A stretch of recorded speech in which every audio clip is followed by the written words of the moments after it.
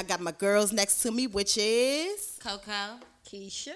And tonight, you guys, we have a very special guest in the building. My good brother sitting right next to us. You want to go ahead and introduce yourself? Absolutely. Thank you, Nisi. I'm the five you know. Hey! Welcome. Welcome to the Podjunkie. Thank you to be. Yes. So just go ahead and we just going to jump right into it. Today's topic we want to touch on is racism. So starting off the conversation, I had a question that I had for you, actually, Five. Okay. So the question to you is, if racism did not exist, or if we were not sold into slavery, would you still view Caucasians the same? That's a great question.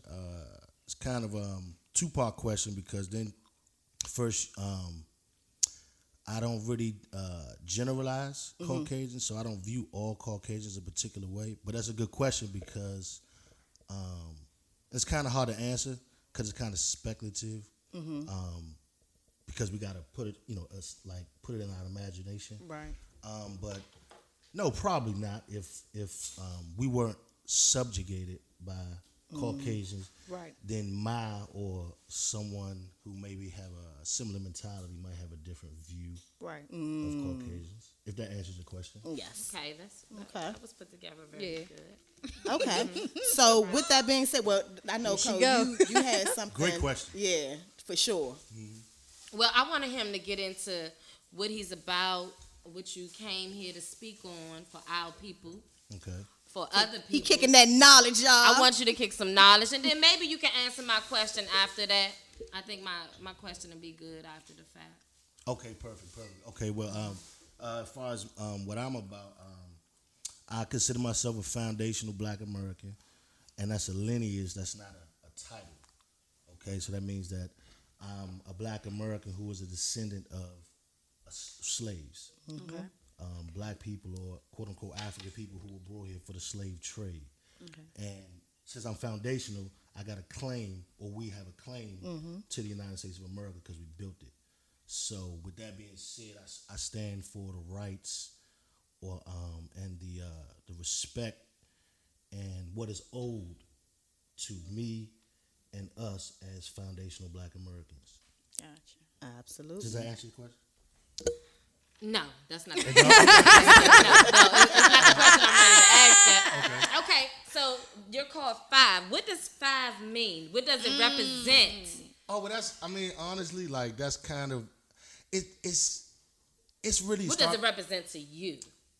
Oh, well, I mean, five. I guess is like it's the median number. Exactly. You know what I mean? So it's like in the middle. Okay. You know what I mean? And I'm not gonna say I'm always in the middle of something, but for some reason, when there's a serious conversation, the conversation tends to get directed to me being like, I don't want to say the catalyst, but like to me, like equaling it out. Right. So I think it kind of just fit, like naturally just fit. It started out as a joke though, honestly. I don't even want to say the joke because it's funny and it's kind of like embarrassing.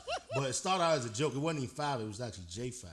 But I made the transition into five for various reasons. All right. You made that transition. For maturity, right. But yeah, so to answer your question, I think that, when like a serious conversation comes up, I kind of like equalize everything out. Okay. Does that make sense? Yeah, that makes sense. That makes a lot of sense. Okay. So, what do you have for us, for our people? What are you bringing for our people today? Oh, okay. Well, I want to bring a perspective based on the questions that you guys asked me in reference to racism. Okay. Well, so give us a talk. Give us something about racism. What do you feel about that in this day and time? What do you feel about racism? Okay, absolutely. Well, racism is white supremacy. Okay. White supremacy is racism. I agree. They're one and the same. Okay. Okay. So, and white supremacy is defined as a system controlled by a group of people who classify themselves as white. Right. And they are dedicated globally to the mistreatment and the subjugation of everybody they classify as non-white. I agree with that. Yeah. Okay? And they do this in what Neely Fuller, he's out of Washington, D.C., he's still alive. He wrote a very, very powerful book called the United Independent Compensatory Code Concept. So the concept that he gave us, he wrote it in the 70s. He said that white supremacy controls us in all 9 areas of human activity. Okay, so we've got 9 areas. That's education, entertainment, labor, law, economics, politics, religion, sex, and war. I agree. And the concept is Everything in life. exactly Right, pretty much. everybody, all humans at any point in time are engaged in one of those 9 activities. Gotcha. Right? So if you're being dominated or controlled under all 9 areas of activities, then you basically you under control. Yeah, Right, we fall Right, victim. that's a wrap. I mean, Right. which we are conditioned up until this day and time. I mean, it's a system. So I Do you definitely think it's agree with that. another form of racism, which is far as money? Do you think money has is different? Well, it's another form of racism. It's the new racism, actually, now. Do you think that is true? Me and a friend of mine was having a talk about that, and the new form of racism is money. That's an interesting perspective, but it's kind of like an oxymoron. You can't have 2 white supremacies because supremacy means that I it's wouldn't top say that dog. it's a part of white supremacy, though. Okay. It's the new racism, which is, I'm not saying racism doesn't exist. Okay. But you're saying But like it I'm classifies saying people based on the amount On of money their that money, you have. exactly. Okay. About the Okay. So a amount different- of money. like you a different- have. classism, you right, like Yeah, classism. exactly. So you look down on a person if they don't have as much as you. If their So riches it's not is racism as in color. Right, exactly. It's not racism in color anymore. Right. It's more about money. Monetarily, Yeah. you're right. I don't give a fuck if I'm a bigot. Right. I'm not fucking with you if you don't have money, no matter what color you are. You know, just like Trump. That's what we were talking about today. You know, everybody could say he's a racist, but if you got that bag, I'm not looking to see what color you got. Right. He's taking Interesting. everybody down. Interesting. Yeah. That's very interesting. I don't give a sure fuck. is. You know what I'm saying? He sure And is. so racism is totally out of pocket now. It's what you got in your purse, your wallet, interesting. or what you got saved up, or whatever. But it's still racism. You it still is have that. still It you is, still no, have it that is. undertone That of is never racism. going- That's the system. yeah, that is never going to change. The thing is, what is the solution to it? As our people, what is the solution to that? You know? Can you answer that question? Yeah, absolutely.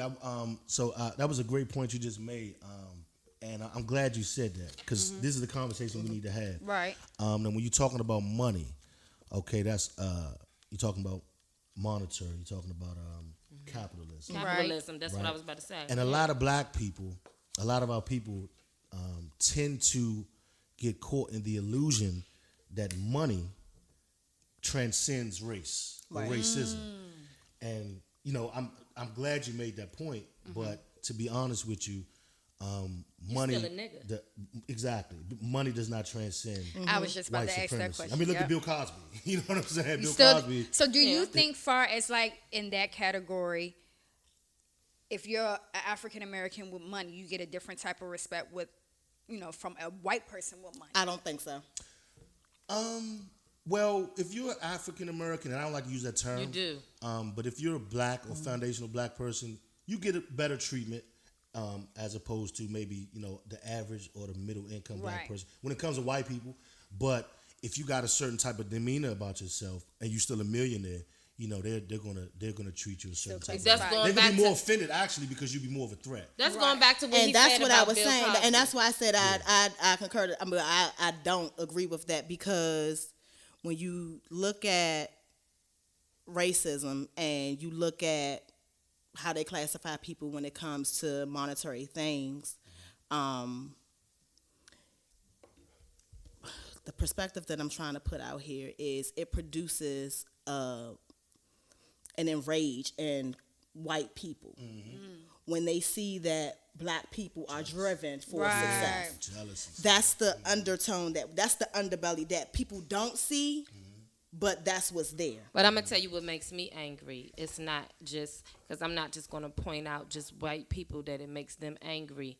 But it's sad when it makes our own people angry to see us go higher. Yep. So that's the worst part, and that's what brings us to where we are, where we can never be seen equal as because we don't look at each other as equal when we on a higher level. When you go back to Bill Cosby, I'm going to tell you one thing about Bill Cosby. He's a fucked up ass man. Yes. And he has his fucked up things about him, like every other white man, Hispanic, Asian, whatever you want to call it, but he's on that capitalism part. He makes money, but he's on a low bracket where they can't protect him because he's still a nigga. Right. They can't protect him on that level. You fucked up, but you got caught. You know what I'm saying? I can't protect you no more because you're not on our level. Right. You know what I'm saying? He's not on a skyscraper level. He's just He's just in the penthouse. That nigga don't got the regular protection. Right. You know what I'm saying? Right. So that's a big thing. We can never score high if we can't put each other up that way. You know what I'm saying? I totally agree. What's the solution on that, on putting ourselves together where we won't be envy of each other? That's a great question. Okay, so like I said, I'm a student of Neely Fuller, and what Neely Fuller says in reference to that is that black people don't need to get together. Black people don't need to unify or even attempt to unify. That's illogical when you really think about it. That's like a utopian idea of black people getting together and unifying. Black people need to get on code. Too many chiefs, not enough natives. Code. Right. You see what I'm saying? And I'm explaining it to you.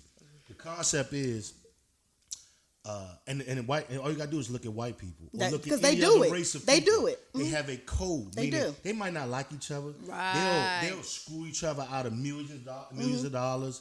They'll commit infidelity, with each other's family members. They'll do. But when it comes to their race first, and they're gonna stay on code. They'll claim Democrat, Republican, Tea Party, Libertarian, Christian, Protestant, Anglo-Saxon, Satanist. But when it comes to if they got an opponent against their race, they're white supremacists first. Yeah. And so we have to get on code. If we follow a code, then see you can't target a code. You can target a person. When we try to unify, you know what comes with people trying to unify or black people trying to unify? You need a leader. Right. And then when you get a leader, what happens? Your opponent just targets your leader. Yep. Right. You take out the leader, and everybody crumbles. That's it. You know what I'm saying? They killed Martin Luther King. We burnt everybody crumbles. Half of Washington D.C. to the ground because we don't need a leader. We need a code, a code that we follow. You see what I'm saying? I get that. So I get it. That makes and perfect like I said, I'm gonna plug the book again, the United Independent Compensatory Code Concept. Neely Fuller, he wrote it. He lives in Washington D.C. still alive. He wrote the book. The book. It lays out a code that we have to follow, a way that we treat each other, things that we do and do not do to each other, things we do and do not do around white people or suspected white supremacists. Let me give you one example, and I'll let you go ahead. One example of the code is you never, no matter how much you don't like another black person, you never speak against them. Right. In the presence of a suspected white supremacist. That's how you do family. Yep. You keep that inside. You never take the side of a suspected white supremacist against a black person. You know what I mean? Because that's the part of their race, and that's what they want you to do. Suspected so white that's the supremacist. systematic placement that they put, and then we turn on each other because we follow their code. Right. Exactly. Right. Okay. Right, exactly. Now that's deep. That is real. Definitely. That's a different way of looking at it, but it makes a lot of sense.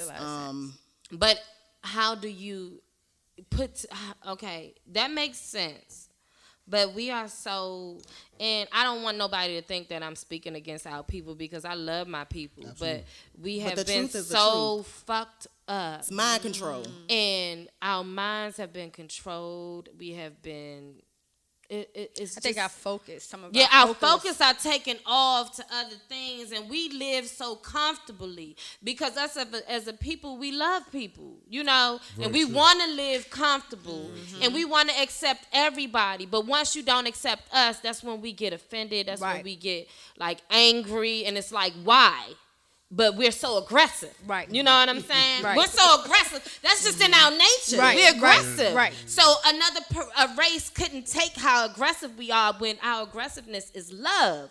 But it's a lot of us that's lost. Mm-hmm. You know, so how can we put them together in that code? How can we get them to acknowledge in that code? Do we pull these motherfuckers off the street like, right, nigga, you high off the dipper, you high off the K2, get the fuck. So remember that movie? What's that old movie where they was lost? They was off the boat. No, they wasn't off the boat. It's an old movie. They were like, it was like black people that wasn't woke. Mm-hmm. So they were lost in the I think I know what you're talking about. I wasn't a Spike Lee joint. Not Get on the Bus. Nah, not that. Baby, this older didn't get on the bus. So they would snatch black people. Like it would be a news reporter and tuning in, and he would be like Uncle Spooky Tom. Sat by the Door? Not that one. I don't know. I can't remember the name. I didn't but somebody is going to tell us the name. Right. But they will snatch them up, tie this black man up to the chair, and sit him in front of the TV. I know what you're talking about. Yeah, I know what you're talking about. We need a jump squad. But no, we do need, and I think that would work. I think that would work though. I know exactly we what need you're a jump squad out this joint. Just take everybody off the street, get them some knowledge, fuck it all up. You know what I'm saying? That's what the fuck I'm talking about. Nah, you right. Yeah. We need that out here, and too bad we can't have the guardian angels. It won't work. It sounds good, but it won't work. It will work. I think it will work. It will. Get a motherfucking van on motherfucking East Street, nigga. I think it will work. Look, It will work. It will work if we can go out. Snatch them up. First of all, half of them ain't gonna know what you talking about. Get in the van. You know. Look, half of them ain't gonna know what you talking about. What's going on? What's surrounding? And I think people are losing a sense of themselves and they getting too comfortable because a lot of people are not self-educating themselves on our history. I think that's by that being wiped out and erased, and they're not telling the actual history or wanting to learn about it. It kind of takes away the pride. Yeah, exactly. You have nothing to stand on. Something that we once valued is like now it's in right. But I think like with that point, I think it starts within the schools. Like now, what do they teach? What are they teaching our kids? Well, we would need to start our own educational institutions. It's very interesting that you say that because it actually doesn't start in the schools because actually in the schools right now they're actually teaching propaganda. Mm-hmm. Meaning they're just flat out lying. Yes. Right, that's what I'm saying. But that's who's teaching our kids some of what they learning since we were kids. Yeah, exactly. Right. Now it's just blatant. In Yeah. Texas, right. I think it was about a year and a half ago in Texas, they just changed the books. They're calling our ancestors who was in chattel slavery, they're calling them like voluntary migrants. Mm-hmm. Wow. Like they're just changing the whole narrative. You see what I'm saying? But see, this is what they do. They deal in deception.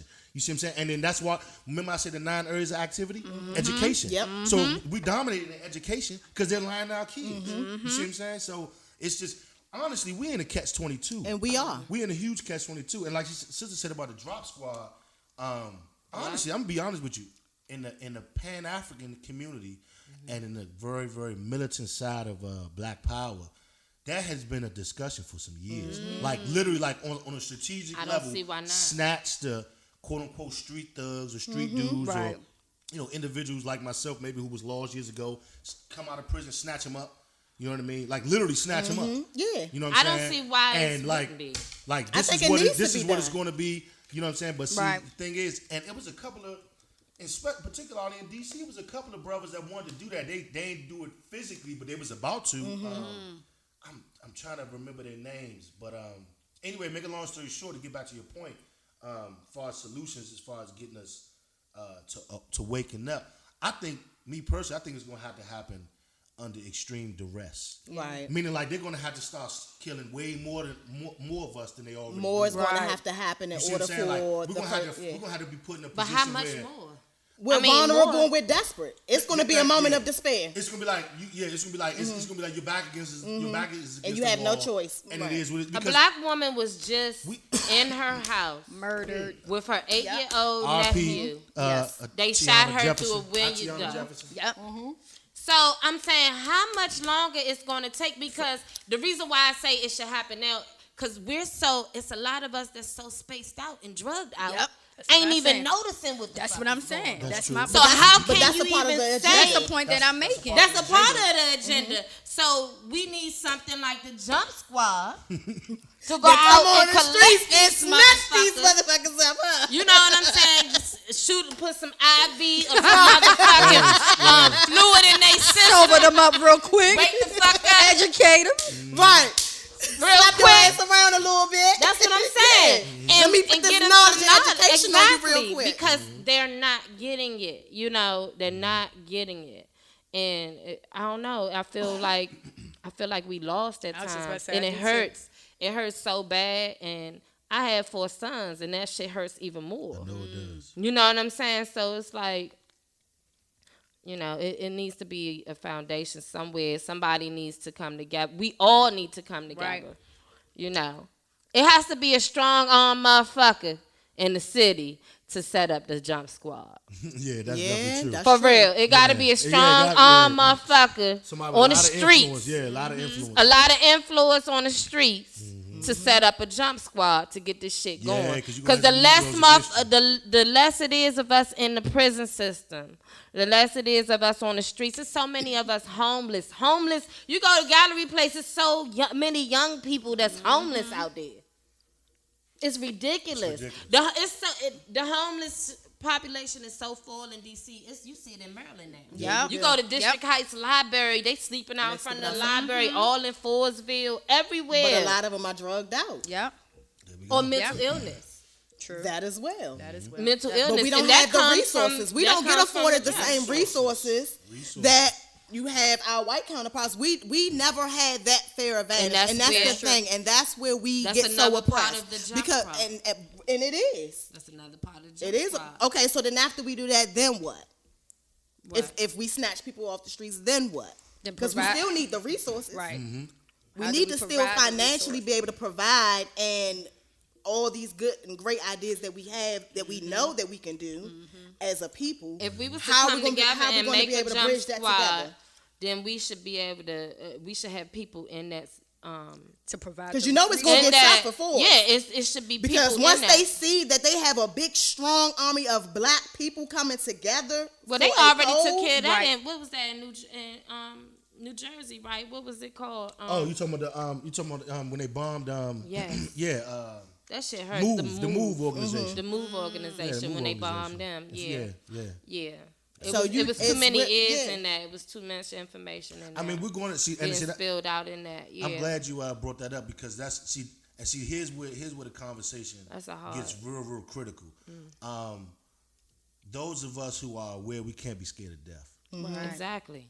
I mean, because we can't get liberation without bloodshed. and that's Right. true. That's And that's a see, our part. Yeah. ancestors knew that. That's a part of his. Yeah, Our they had no ancestors knew that. problem. They had Yeah. no But do you problem. think that holds people back? Absolutely.